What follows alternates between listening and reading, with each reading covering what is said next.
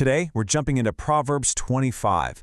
And what's amazing is that this is a guide to leadership and just life, really, that's almost 3,000 years old. But you're going to see how it feels like it could have been written for us right now. So first, let's get some context. These aren't just a random collection of wise sayings. This chapter was actually put together by advisors for a king, King Hezekiah. So you can almost think of it like a royal briefing document, a highlight reel of essential truths for anyone in a position of power. And here's the game plan for how we're going to break this down. We'll start at the top with the glory of kings, then look at how to act in those circles with conduct in high places. From there, we'll get personal with the power of your words, followed by a really important warning in the peril of too much. And we'll wrap it all up with the foundation for everything: character is destiny. All right, section 1, the glory of kings. This part is all about what truly makes a leader great and effective.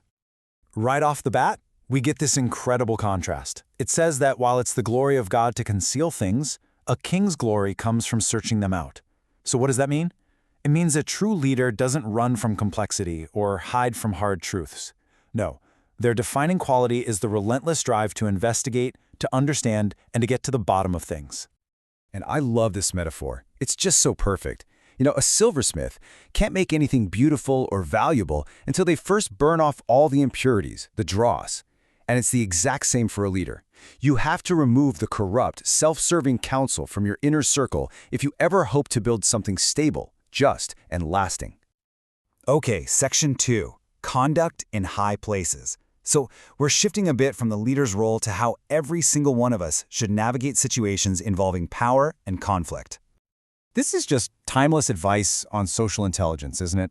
Basically, don't push your way to the front, don't demand a seat at the table.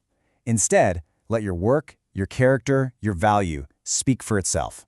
It is so much better to be invited up than to grab a spot you haven't earned and risk public humiliation. This is all about playing the long game when you're in a dispute. Rushing into a fight is a huge mistake. But betraying someone's trust to win an argument, that is a line you can never, ever uncross. And the text is clear. The damage doesn't just hurt them, it destroys your own reputation, and that stain is permanent. Now for section 3, the power of your words. And this one, well, this theme affects every single one of us every single day of our lives. Just take a second to appreciate the beauty of that image. It's not just about what you say, right? It's about how and when you say it. It's this perfect marriage of valuable content and beautiful, appropriate presentation. So let's break that down. The apples of gold, that's the substance, the valuable truth. But the settings of silver, that's the delivery, the perfect timing, the right tone, the right context. True mastery of communication is when you can combine both of those things. I love this sharp contrast. You have two powerful images here. A reliable, trustworthy person is like an ice-cold drink on a sweltering harvest day. They bring actual, tangible relief. But a boaster? They're like big, dark storm clouds that roll in with a lot of wind but never produce a drop of rain. It's all promise, and it only leads to disappointment. You know, this is such a fascinating, counterintuitive take on power. It suggests that real strength isn't about brute force. It's about patience and persistence. And that phrase, "a gentle tongue can break a bone," wow. It means that soft, steady, and gentle words can eventually overcome even the most hardened and rigid defenses. So let's move on to section 4, the peril of too much. This section is a crucial warning about boundaries. It's basically saying you absolutely can have too much of a good thing, and a huge part of wisdom is simply knowing when to stop. This chart really nails the concept. The proverb connects two ideas that seem totally different. It says, eat just enough honey, because if you eat too much, you'll throw up. And in the same way, visit your neighbor, but don't go so often that they get sick of you. It's an ancient, perfect lesson on the law of diminishing returns. And this adds another layer to that idea of moderation. It's not just about physical things, it's intellectual too. It's about having the humility to recognize the limits of your own understanding. Some things are just beyond us, and wisdom is knowing when to accept that. And that brings us to our final and maybe most important section. Character is destiny. Because we're now at the bedrock. Everything else we've talked about, leadership, communication, moderation, all of it rests on the strength of your own personal character. Man, the imagery here is just so visceral. Trying to rely on an untrustworthy person when you're in a crisis isn't just a letdown, it's actively painful. It's like trying to chew with a broken tooth or run on a sprained ankle. The very thing you need to support you ends up failing and causing you pain instead.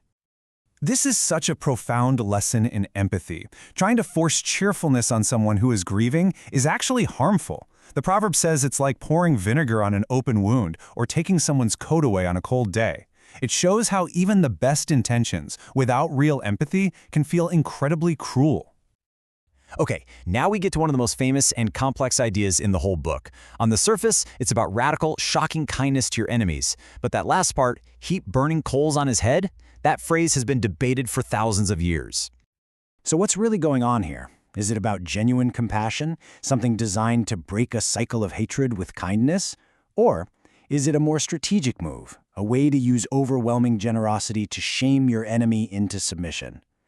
The proverb just leaves you there to wrestle with that question. And this final image is just so powerful, and it ties everything together. In the ancient world, a city's walls were its only defense against invasion and chaos. Without them, it was completely vulnerable. And the proverb says it's the same for a person without self-control. You are defenseless against your own worst impulses. Self-mastery isn't just a virtue, it's your ultimate protection. So let's do a quick recap. What are the big takeaways? 1.